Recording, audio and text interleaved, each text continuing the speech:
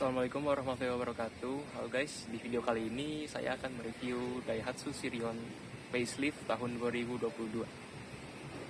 Nah, untuk mobil ini sebenarnya agak jarang ya kalau di jalanan Indonesia.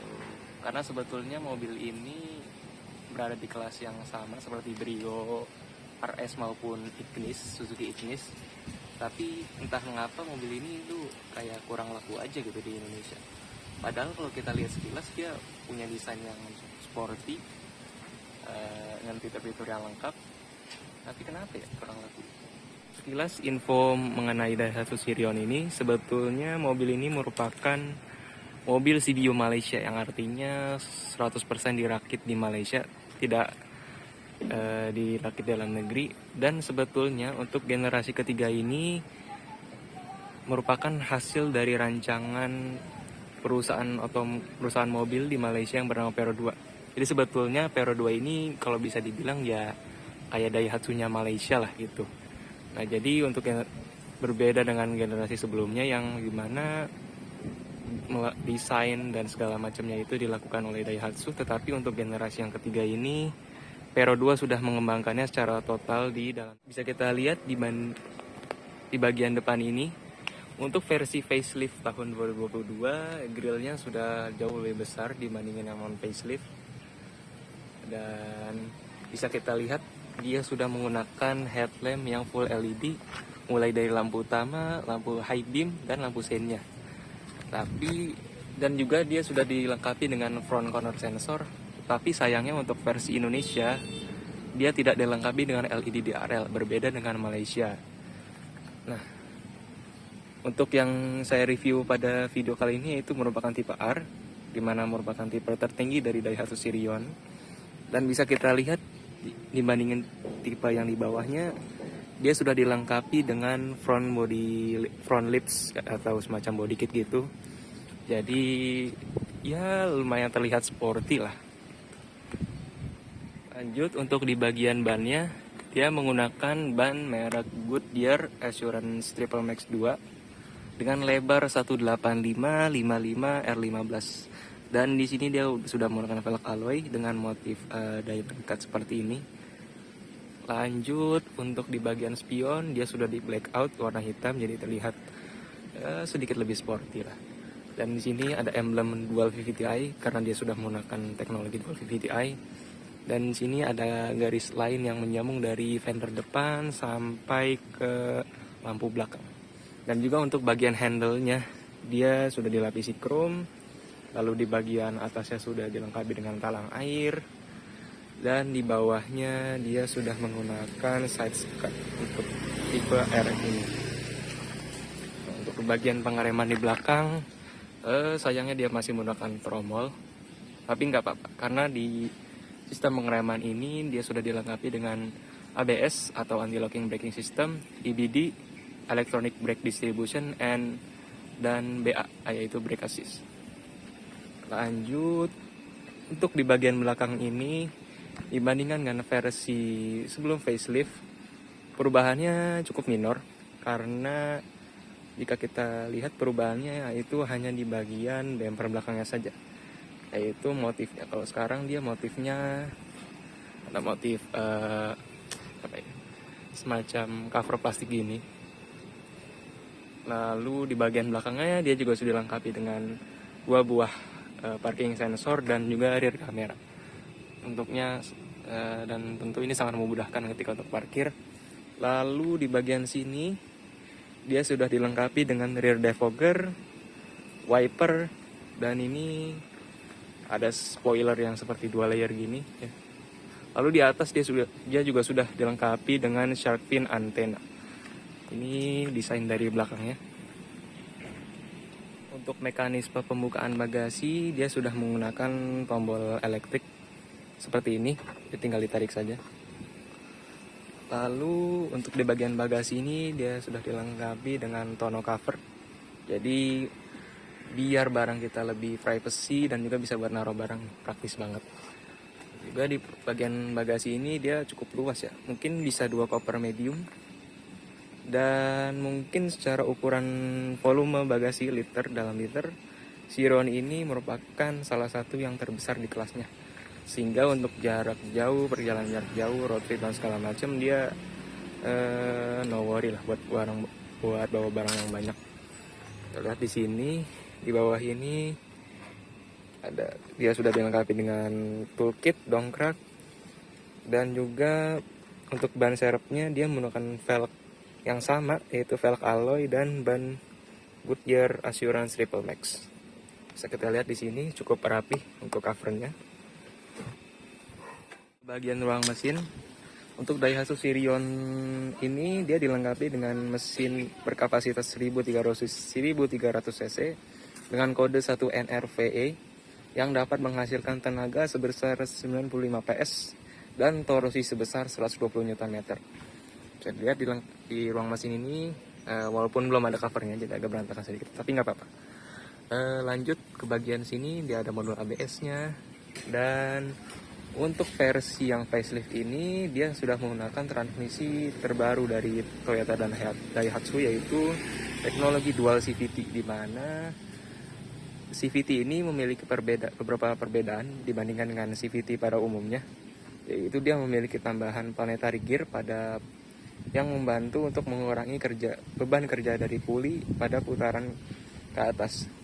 Nah, untuk cara kerjanya dia ini akan bekerja sekitar di kecepatan tinggi atau RPM tinggi, yaitu sekitar 80 km ke atas. Dan bisa lihat di sini dia sudah dilengkapi dengan peredam dan mesinnya juga sudah dicat warna body. Jadi untuk build quality dan attention to detailnya dia cukup bagus ya. Selanjutnya kita masuk ke bagian interior. Untuk Daihatsu Sirion ini tentunya sudah dilengkapi dengan keyless entry, jadi tinggal dibuka aja, tinggal dipencet aja tombolnya untuk membuka secara otomatis. Lalu lanjut ke bagian kita masuk ke dalam interior. Untuk perbedaan dengan versi yang sebelum facelift, yang pertama bisa dilihat yaitu untuk bagian steeringnya, dia sudah menggunakan model-model setir dari Daihatsu dan Toyota yang berplatform di NGA, sama seperti Race, Rocky, Xenia, Avanza, dan juga Agia Ayla. Dan untuk bagian speedometernya dia juga sudah terdapat perubahan dibandingkan dengan versi yang sebelum facelift. Bisa kita lihat di sini dia menggunakan tema merah untuk mencerminkan sporty, dan bisa kita lihat dia walaupun masih menggunakan dial, tapi di tengah sini dia sudah dilengkapi dengan MID yang cukup lengkap. Dia bisa menampilkan informasi tentang jam, liter BBM, odometer, lalu bisa kita atur seperti ini, rata-rata konsumsi BBM secara real time, range yang telah kita tempuh, average speed, trip time. Nah, ini untuk diaturnya. Oke.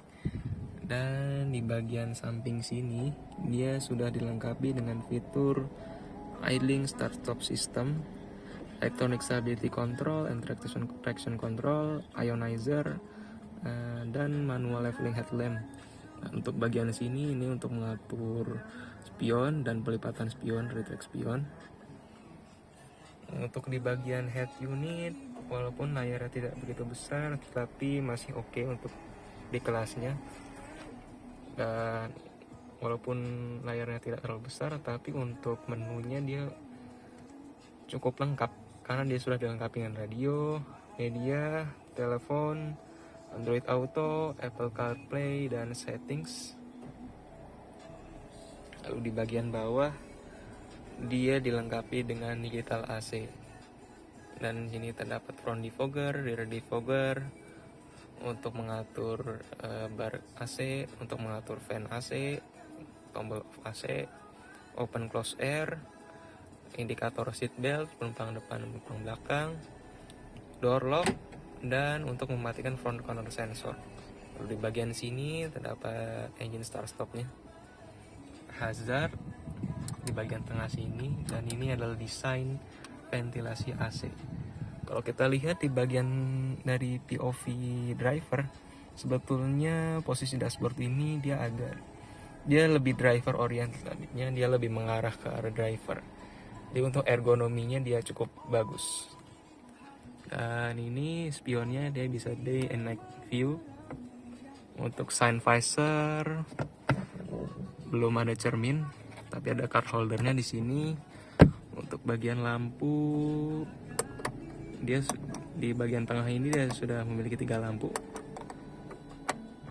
Berbeda dengan banyakkan mobil pada umumnya. Dan di bagian dalam sini terdapat ruang penyimpanan. Lanjut, ini ada airbag depan, desain ventilasi AC, dan tentunya di bagian steering ini juga sudah dilengkapi dengan SRS airbag. Lalu lanjut ke bagian center console. Untuk bagian center console dia belum memiliki armrest, sayang sekali. Dan di sini handremnya masih manual dan transmisi D CVT-nya, yaitu dia ada shift lock, P untuk parking, R reverse and neutral, D drive, S itu semacam sport mode. Jadi ketika di posisi S, mesin akan bekerja di RPM yang lebih tinggi dan respons transmisi juga akan berubah menjadi lebih responsif. Lalu dia ada mode B. B ini untuk braking atau semacam low gear pada Matic umumnya. Pertama-tama mungkin posisinya dia agak sedikit tinggi, tapi dia sudah bisa diatur recline, sudut kemiringannya, dan juga dia sudah dilengkapi dengan adjuster untuk naik dan menurunkan ketinggian kursi. Untuk jok pengemudi dia juga sudah dilengkapi dengan headrest yang cukup menjangkau untuk perjalanan jauh, tapi memang untuk tinggi dari joknya ini dia agak sedikit kurang tinggi. Jadi mungkin untuk beberapa orang yang memiliki postur tubuh yang lebih tinggi ini akan sedikit mengganggu. Tapi di sini untuk side supportnya dia memiliki side support yang bagus, sehingga badan kita tetap bertahan ketika harus melakukan belokan tajam atau. Untuk tinggi saya yang sekitar 162 cm, untuk headroom di sini masih tergolong aman, gak mentok. Dan dia sudah dilengkapi dengan headrest di bagian untuk penumpang belakang dan seatbelt 3 titik. Ya. Lalu untuk step recline dia bisa diatur lebih rebah lagi.